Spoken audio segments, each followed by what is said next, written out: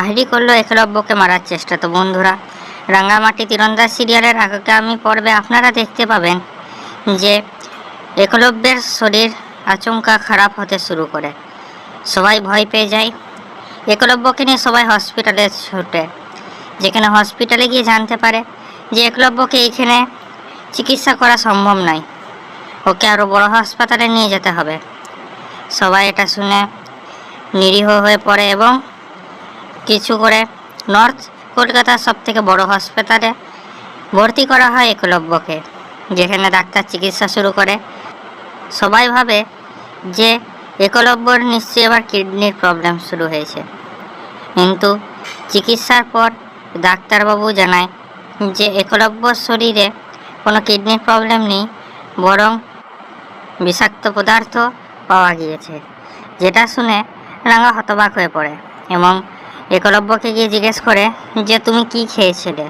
তখন একলব্য বলে যে আমি সারাদিনে কিছুই খাইনি, শুধু আহিরি আমার জন্য কফি বানিয়েছিল, আমি সেই কফিই খেয়েছিলাম। তখন সেটা শুনে রাঙ্গা আর সময় নষ্ট না করে ছুটে বাড়ি চলে যায়। সেখানে খুঁজে পায় সেই কফির কাপ এবং দেরি না করে পুলিশ অফিসার সত্যজিৎকে ফোন করে কাপটা তাকে দেয়, যেখানে পরীক্ষা করে পাওয়া যায় যে কফিতেই বিষ মেশানো ছিল। একলব্যর শরীর সুস্থ হলে তখন রাঙ্গা প্রশ্ন করে আহিরিকে, যেখানে আহিরিকে বলে যে তুমি নাটক কেন করছো আহিরি দিদি, তুমি একলব্যকে বিষ মিশিয়ে খাইয়েছিলে। যেখানে পরীক্ষা রিপোর্ট দেখালে সবাই অবাক হয়ে যায়, যেখানে অমিতা বলে যে তুমি এত নিচে কি করে নেমে গেলে আহিরি, তুমি তো দাবি করতে যে তুমি একলব্যকে ভালোবাসতে, আর তুমি একলব্যকে বিষ দিয়ে মারার চেষ্টা করলে। তখন রাঙা বলে জাহিরি দিদিকে শুধু ঘর থেকে বার করলে হবে না, ওকে জেলে পাঠাতে হবে।